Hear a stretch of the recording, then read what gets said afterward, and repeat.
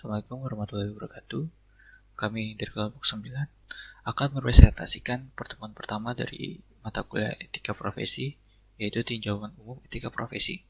Kelompok kami terdiri dari 3 orang, yaitu Muhammad Arkan Ridwan, Zik Fananda, dan Muhammad Magistrat.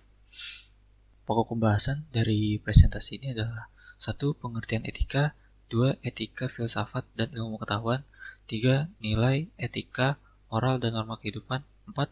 Pelanggaran etika dan kaitannya dengan hukum, 5. Macam-macam etika di masyarakat, 6. Tantangan masa depan. Apa itu etika? Etika secara etimologi berasal dari bahasa Yunani adalah ethos, yang berarti watak, kesusilaan, atau adat kebiasaan. Etika biasanya berkaitan erat dengan perkataan moral yang merupakan istilah dari bahasa Latin, yaitu mos, dan dalam bentuk jamaknya mores, yang berarti juga adat kebiasaan atau cara hidup seseorang dengan melakukan perbuatan yang baik dan menghindari hal-hal yang buruk. Etika, moral, norma, dan nilai kehidupan. Etika adalah ilmu yang mempelajari cara manusia memperlakukan sesamanya dan apa arti hidup yang baik. Etika mempertanyakan pandangan orang dan mencari sebuah kebenaran. Moral berasal dari kata Latin mos, moris, kebiasaan, yang berarti adat atau istiadat. Bisa disebut juga sebagai kebiasaan, cara, tingkah, atau cara hidup. Moral juga bisa disebut sebagai sikap manusia yang berkenaan dengan hukum. Moral ini terkandung dalam ajaran berbentuk petuah, nasihat, wejangan, peraturan, perintah yang diwariskan secara turun-temurun melalui agama atau kebudayaan. Sedangkan norma berarti ukuran, garis, pengarah atau aturan, kaidah bagi pertimbangan dan penilaian menjadi milik bersama dalam masyarakat.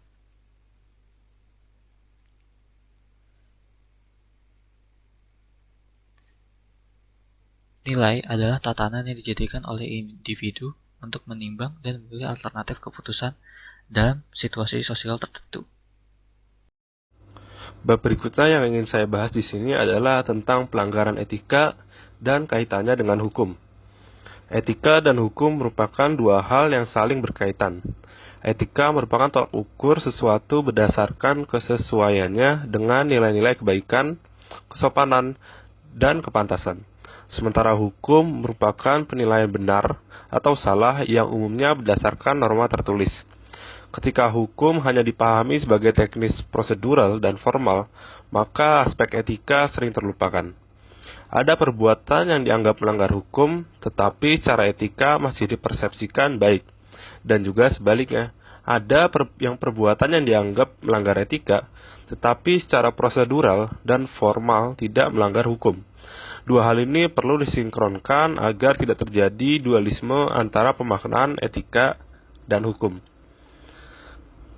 Bahasan berikutnya adalah hubungan etika, filsafat, dan ilmu pengetahuan. Filsafat adalah bagian dari ilmu pengetahuan yang berfungsi sebagai interpretasi tentang hidup manusia. Sementara etika adalah merupakan bagian dari filsafat, yaitu filsafat moral. Filsafat moral adalah cabang dari filsafat tentang tindakan manusia. Pembahasan selanjutnya yaitu macam-macam etika dalam kehidupan masyarakat. Perwujudan norma sosial dapat berbentuk tertulis dan tidak tertulis. Berdasar kekuatan yang mengikat sistem nilai dalam kehidupan masyarakat, norma sosial dapat digolongkan dalam beberapa macam, yaitu cara, kebiasaan, tata susila, adat istiadat, hukum, dan agama. Pembahasan selanjutnya yaitu etika dan teknologi tantangan masa depan. Perkembangan teknologi memberikan banyak perubahan. Terjadi kerugian karena teknologi mengambil alih fungsi-fungsi mental manusia. Contohnya, dengan munculnya teknologi komputer, fungsi mental manusia lambat laun jadi tidak terasah. Interaksi fisik berkurang. Bagaimana seharusnya? Yang pertama, teknologi dikembangkan adalah untuk membantu manusia yang terbatas dalam melaksanakan aktivitasnya. Yang kedua, kendali penggunaan teknologi tetap sepenuhnya ada di tangan manusia. Dan yang terakhir, pendidikan manusiawi termasuk pelaksanaan norma dan etika kemanusiaannya tetap harus berada pada peringkat kesatu. Mungkin dicukupkan dari kelompok kami. Bila ada kesalahan, mohon dimaafkan. Wassalamualaikum warahmatullahi wabarakatuh.